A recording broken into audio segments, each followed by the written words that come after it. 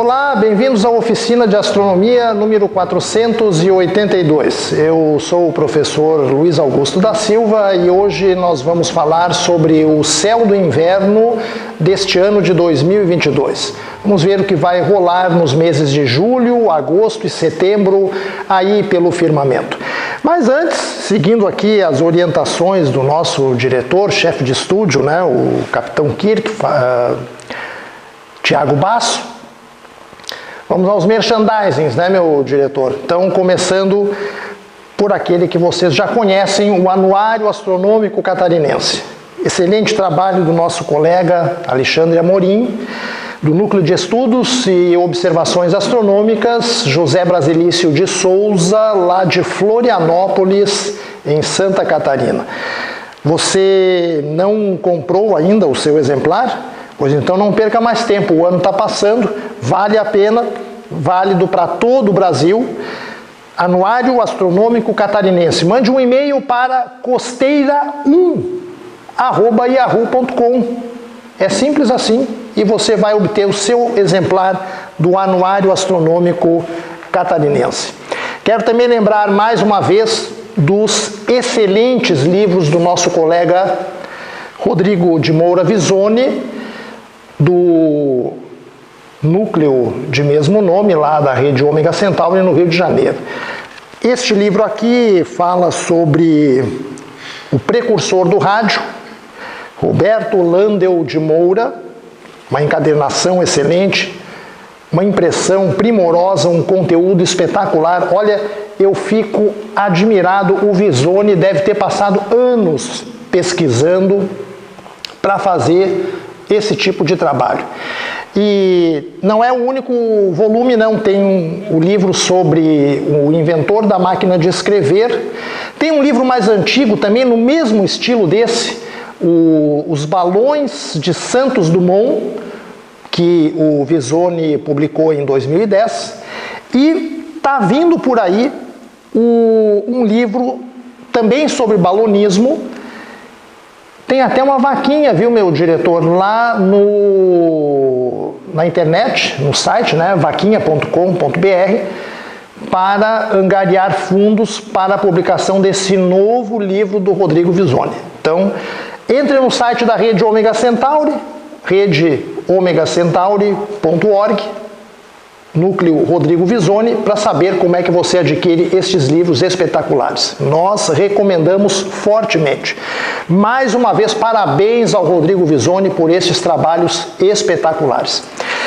Muito bem, nós temos também algumas notícias da rede Ômega Centauri.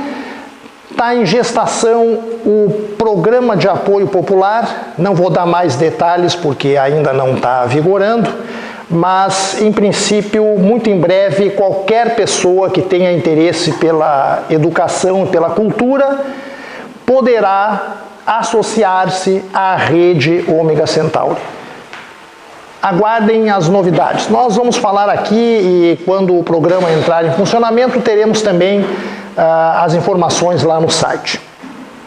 Outra novidade, se você gosta destes vídeos das oficinas de astronomia, ou de algum deles em particular, não precisa ser de todos, e gostaria de compartilhá-lo ou de levá-lo para o seu canal no YouTube, isso é possível. A rede está disponibilizando essa possibilidade. Entre em contato com a rede Ômega Centauri e peça a autorização para você reproduzir o vídeo que você quiser das oficinas de astronomia no seu canal. Mande um comentário lá que a gente providencia, tá? Ok. Muito bem, o assunto de hoje é o céu do inverno de 2022. Nós estamos no 26º ano das oficinas de astronomia e desde o primeiro ano a gente apresenta esse tipo de oficina sobre os fenômenos celestes de cada estação do ano. Então, isso já é uma tradição do nosso programa, né? Nós vamos cobrir aqui hoje o período de julho, agosto e setembro. Já adianto que os destaques deste trimestre vão ser em julho, várias chuvas de meteoros no final do mês, na transição para o mês de agosto. No mês de agosto, a oposição do planeta Saturno ao Sol. Saturno, o planeta dos anéis, e em setembro a oposição de Júpiter, o maior planeta do sistema solar, ao Sol. Então, inicialmente vamos fazer uma repassada direta dos fenômenos, né, que ocorrem mês a mês, dia por dia, e depois vamos comentar aqueles que valem mais a pena, né? O mês de julho abriu lá no dia 1º, abre no dia 1º com uma conjunção de Vênus com a estrela Aldebaran, da constelação do Touro. Vênus está atravessando o aglomerado das Híades, que é um dos dois principais aglomerados estelares da constelação do Touro, lá no céu da madrugada. Dia 4, a Terra está no afélio, maior distância do Sol, cerca de 152 milhões de quilômetros, a distância média são 149,6 milhões de quilômetros. Dia 6, a Lua entra em quarto crescente. Dia 10, o planeta Mercúrio, o planeta mais próximo do Sol, atinge o periélio. E no mesmo dia, às 21 horas, esses horários aqui são horários de Brasília, né? Dia 10 às 21 horas, a Lua faz conjunção com a estrela Antares, lá na constelação do Escorpião, separação angular de 3 graus. No dia 13, nós temos o perigeu da Lua, uma distância mínima da Terra de 357.264 quilômetros, distância de centro ao centro, e no mesmo dia, às 15 horas e 37 minutos, temos a lua cheia de julho, que no calendário dos agricultores, antigos agricultores europeus e norte-americanos, era referida normalmente como a lua das trovoadas ou a lua do feno. Tá? O hemisfério norte, né, está no verão, e o calor do verão favorece, né, a ocorrência das tempestades, das nuvens de trovoadas. Notem que tem uma proximidade aqui de cerca de 9 horas, é isso, né? Não chega a tanto, entre o perigeu da Lua e a Lua cheia, portanto esta é uma superlua. Eu não gosto dessa expressão, mas é como a mídia vem chamando nos últimos anos essas luas cheias que quase coincidem com o perigeu lunar. Enfim, certamente teremos referências sobre isso na mídia na metade do mês. Bom, aí no dia 15 vamos ter uma conjunção de Saturno com a Lua. No dia 16, Mercúrio vai estar em conjunção superior, ou seja, visto aqui da Terra, o planeta Mercúrio vai estar passando do outro lado do Sol, né? Do lado distante do Sol, não necessariamente atrás dele, mas visível aqui da Terra na mesma direção, além do Sol, e consequentemente fica inobservável durante esses dias por aí.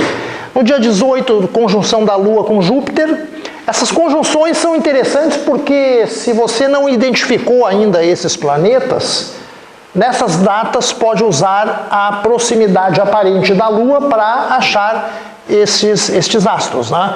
Então, se você olhar para o céu no dia 18 de julho, às 22 horas, horário de Brasília, vai ver que perto da Lua tem uma estrela, aparentemente uma estrela de cor amarelada, muito brilhante, que na realidade é o planeta Júpiter, tá? Então, a Lua funciona como uma espécie de guia para favorecer a localização dos planetas por parte daqueles que ainda não conhecem, né? Dia 20, a Lua entra em quarto minguante. Dia 21, conjunção da Lua com Marte. Oportunidade para localização de Marte, né? Na realidade, lá no noroeste da Ásia e no Japão, nós vamos ter uma ocultação da Lua. Aliás, uma ocultação de Marte, né, pela Lua, né? Não será visível no Brasil. Dia 22 de julho, nós temos a conjunção de Urano com a Lua, também com ocorrência de uma ocultação, essa sim visível no nordeste brasileiro e também na região noroeste da África. Nos últimos dias de julho, no dia 22, nós temos a passagem da Lua pelo nódo ascendente da sua órbita, é quando ela vem do lado sul do plano da eclíptica para o lado norte. Lembrando que a eclíptica é o plano da órbita da Terra, né, em torno do Sol. Dia 26, temos o apogeu da Lua, maior distância da Lua à Terra, em julho, 406.276 quilômetros de distância. No mesmo dia, temos uma conjunção de Vênus com a Lua, vai ser bem bonito de ver, no caso aqui para nós, durante a madrugada, antes do nascer do Sol, né, porque às 11 horas da manhã não dá. Dia 28, às 6 horas, o máximo da chuva de meteoros Delta Aquárida Sul, que é um dos pontos altos do mês de julho, que nós vamos comentar depois na continuação. E no mesmo dia, às 14 horas e 55 minutos, a ocorrência de uma nova lua nova. Tá? As luas novas são normalmente consideradas o início, né, de um novo ciclo completo de fases da Lua. O ciclo de fases lunares chama-se lunação, e as lunações elas são contadas a partir de uma data lá por 1930, alguma coisa assim. Eu sei que neste mês de julho, lá no dia 28, teremos o início da lunação, ou seja, do ciclo de fases lunares número 1232, dessa série que foi iniciada lá por em torno de 1930, se não me engano 1937, não vou dar certeza agora porque não recordo de memória. Bom, no mês de agosto, o mês abre no dia 3, astronomicamente falando, com uma conjunção entre Spica, que é a estrela mais brilhante da constelação de Virgem, com a Lua, a quase 5 graus, 4,6 graus de separação angular. Depois, no dia 4, nós temos uma conjunção do planeta Mercúrio com Régulus, que é a estrela mais brilhante na constelação do Leão. Pequena separação angular, 0,6, praticamente meio grau de separação. Meio grau é o tamanho aparente da Lua ou do Sol, né? No dia 5, a Lua entra em quarto crescente e no mesmo dia, algumas horas mais tarde, passa pelo nodo descendente da sua órbita. Então ela vem do lado norte para o lado sul do plano da eclíptica. No dia 7 de agosto, a estrela Antares, principal da constelação do Escorpião, faz conjunção com a Lua, cerca de 3 graus. E no dia 10, um novo perigeu, mínima distância entre a Lua e a Terra, 359.830 quilômetros, e no dia seguinte, dia 11, uma nova lua cheia, a lua cheia de agosto, que para os antigos agricultores do hemisfério norte era normalmente apelidada de a lua dos grãos ou a lua do milho verde. Tá? Agosto prossegue, lá no dia 12 teremos uma conjunção do planeta Saturno com a Lua e também no mesmo dia o máximo da chuva de meteoros Perseidas, que acontece na constelação boreal de Perseu, mas que não é muito bem visível aqui das nossas latitudes ao sul do Equador. Essa chuva é muito popular na Europa, na Ásia, na América do Norte. Ocorre inclusive lá durante o verão, períodos de férias, né? Então é uma chuva de meteoros muito famosa, uma das principais do ano, mas infelizmente para o hemisfério sul não é das mais favoráveis de visualizar. Dia 14 nós vamos ter Saturno em oposição ao Sol, o que significa que de um lado, visto da Terra, nós temos o Sol e do outro lado, Saturno. Ou seja, quando o Sol se põe, Saturno nasce. O Sol se põe a oeste e Saturno nasce mais ou menos na mesma hora, lá no horizonte leste. Isso quer dizer que Saturno fica visível a noite inteira. Quando um planeta está em oposição, ele fica também mais próximo da Terra. Então esse é um período bom para se observar Saturno, por exemplo, através de um telescópio. Tá? Dia 15 de agosto, nós vamos ter Júpiter em conjunção com a Lua. No dia 18, passagem da Lua pelo nodo ascendente da sua órbita. Lembrando, então, vindo do lado sul para o lado norte do plano da eclíptica. No mesmo dia, conjunção de Urano com a Lua, a meio grau de separação. E no dia 19, a Lua em quarto minguante, a Lua entrando na fase de quarto minguante. No mesmo dia, ela faz uma conjunção com o planeta Marte, a cerca de pouco mais de 2,5 graus de separação angular.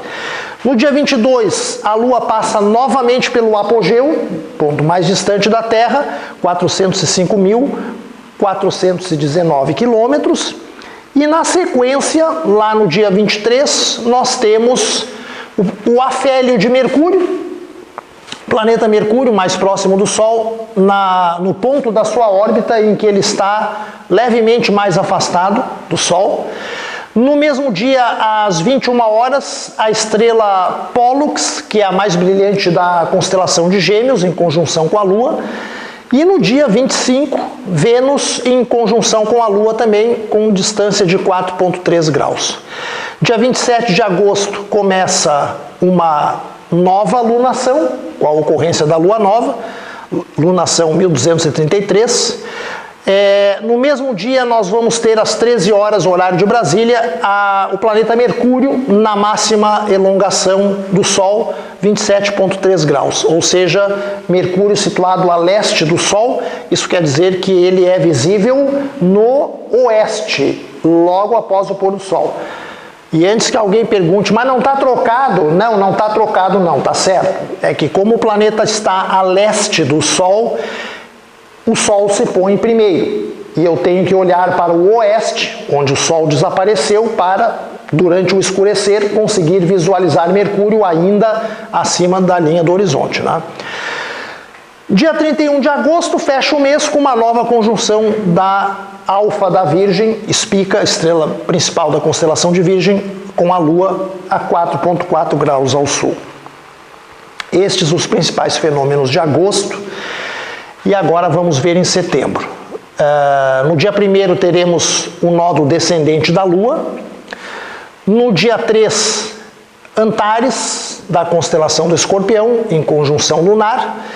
Também no mesmo dia, a Lua entra na fase de quarto crescente. No dia 4 de setembro, Vênus passa pelo periélio da sua órbita.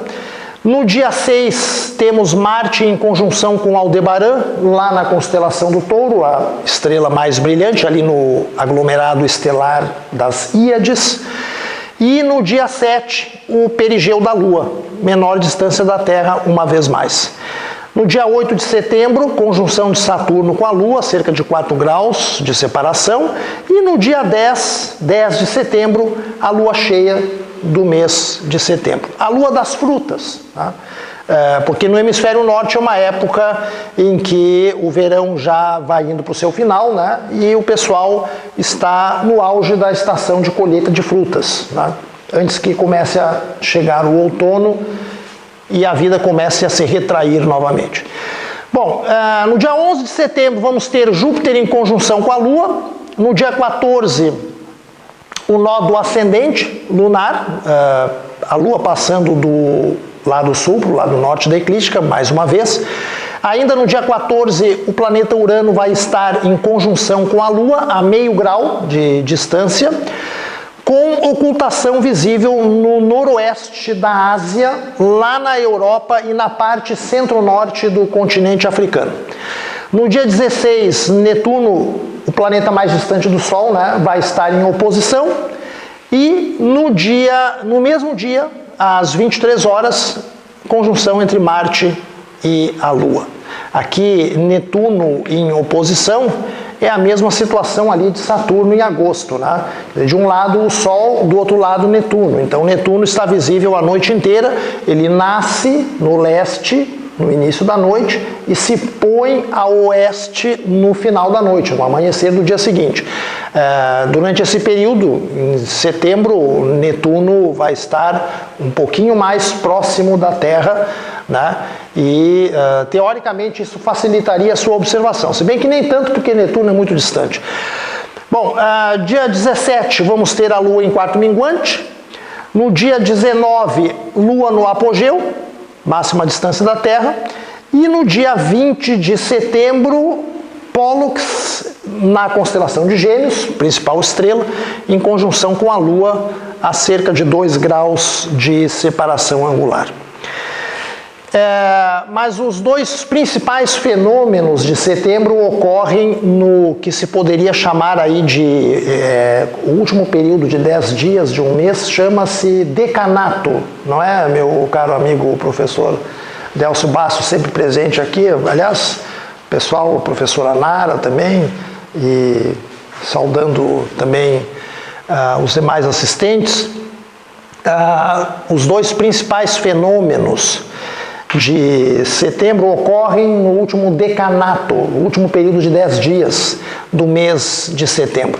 No dia 22 de setembro, aleluia, meu diretor, aleluia, irmãos, equinócio da primavera para o hemisfério sul. Fim desse inverno horroroso que nós estamos enfrentando, tá? Eu particularmente detesto inverno. Criaturas, eu tenho nojo de inverno. Eu tenho nojo de inverno. Olha, eu não troco um suco de fruta gelado na beira de uma praia escaldante por esse negócio de lareira, fundi, chocolate, vinho, não sei o que. Isso não é comigo. Não é comigo. Não. Por favor, tudo bem, né? Tudo bem, vivemos numa democracia, cada um gosta do que quer gostar, mas eu não gosto de inverno. Então aí termina o inverno, começa a primavera para o hemisfério sul, dia 22 de setembro. Tá? Dia 23, Mercúrio em conjunção inferior, quer dizer, Mercúrio situado entre a Terra e o Sol, passando entre nós então, né? Entre o Sol e a Terra. Também não dá para ver, porque está na direção do Sol. Dia 25, Lua Nova.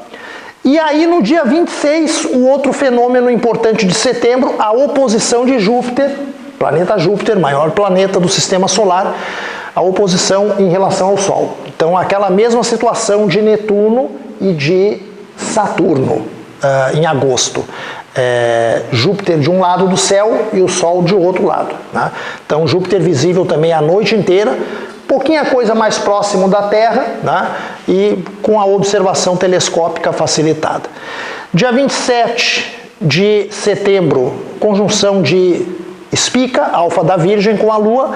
Dia 28, nódo descendente da Lua, passando do lado norte para o lado sul da eclíptica, e fechando o dia 30, no mês de setembro, lá, Antares, da constelação do Escorpião, em conjunção com a Lua, a 2,4 graus. Tá? Bom, como eu disse no início, os principais pontos altos deste trimestre, julho, agosto e setembro, não é a chuva de meteoros, são as chuvas de meteoros, que vão ocorrer simultaneamente no final de julho e no princípio de agosto. É o que se chama, tecnicamente, de complexo meteórico eclíptico de inverno. Tá?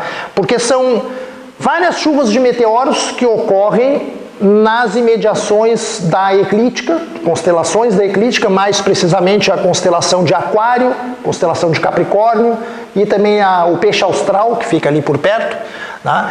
E a principal delas chama-se Delta Aquáridas Sul. É uma chuva de meteoros que ocorre na direção da constelação de Aquário.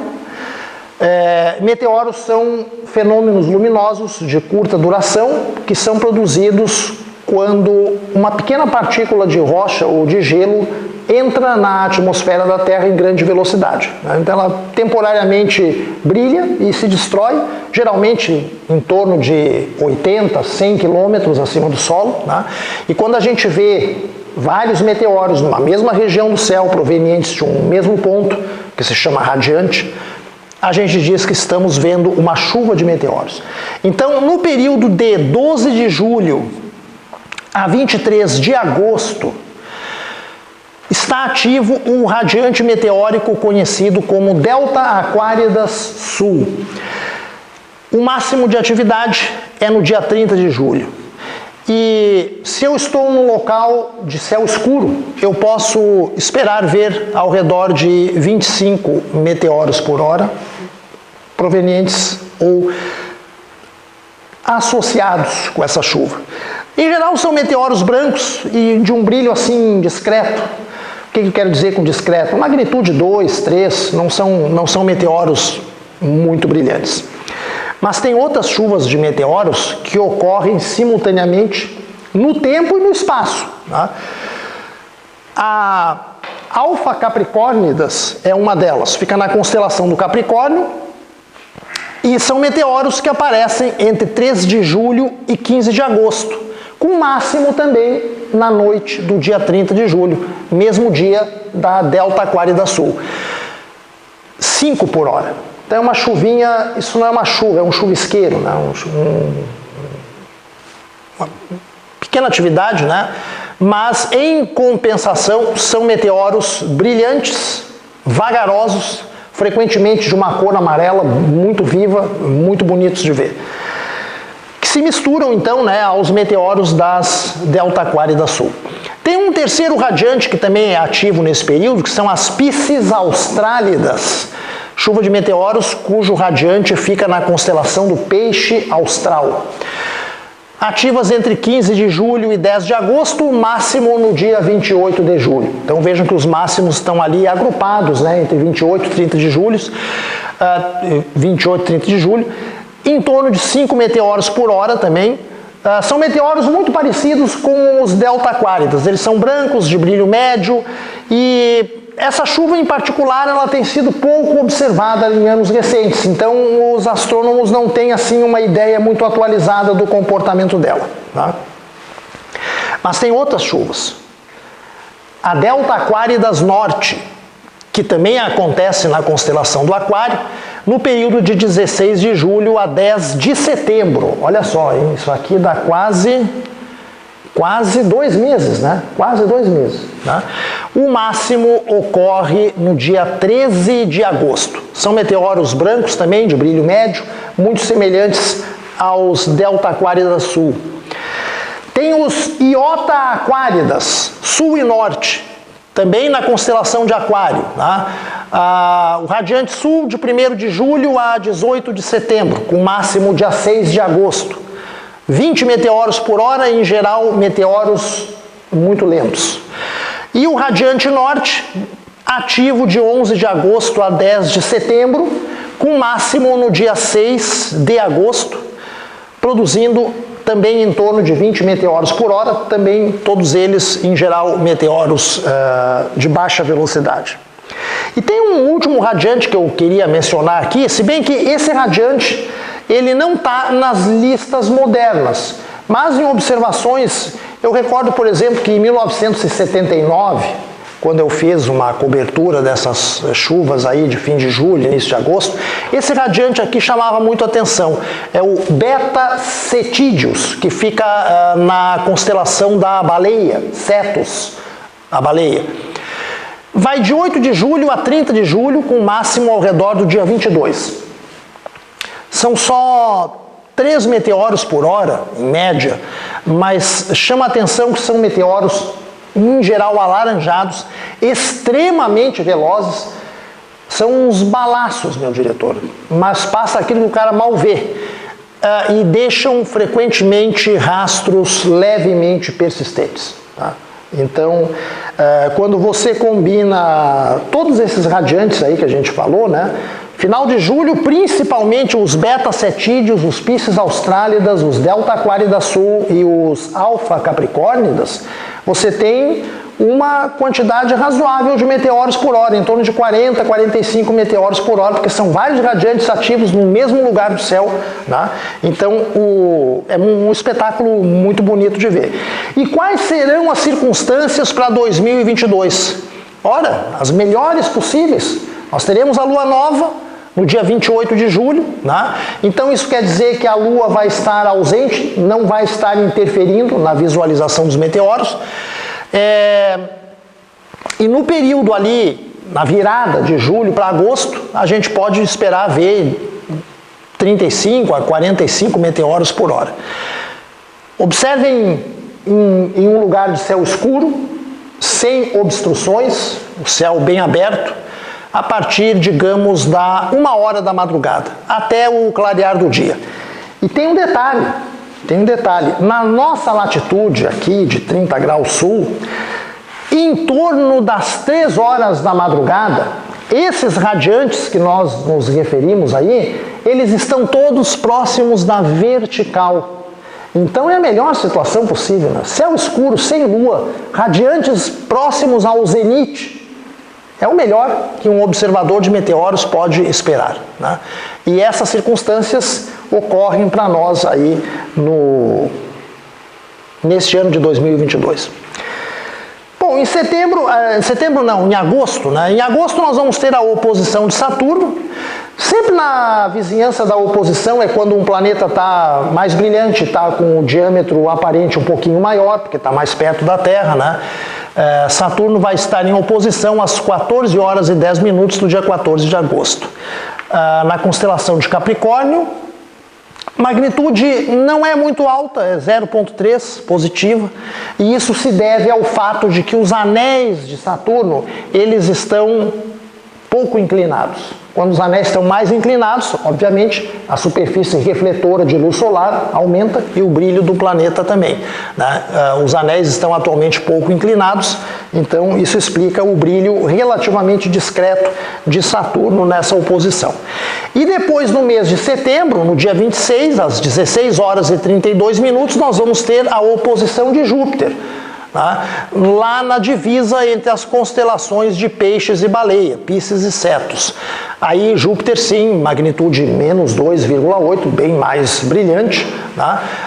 Só perde para Vênus, né? Que é menos 4,5 aproximadamente, Vênus e depois a Lua e o Sol. A oposição de Júpiter então no final do mês de setembro, mas todo mês de setembro, em geral outubro também será um período bastante bom para a observação telescópica de Júpiter e dos seus satélites. Muito bem, meus amigos, essa foi a oficina de astronomia número 482. Eu espero vocês na próxima oficina de astronomia. Até lá e um grande abraço.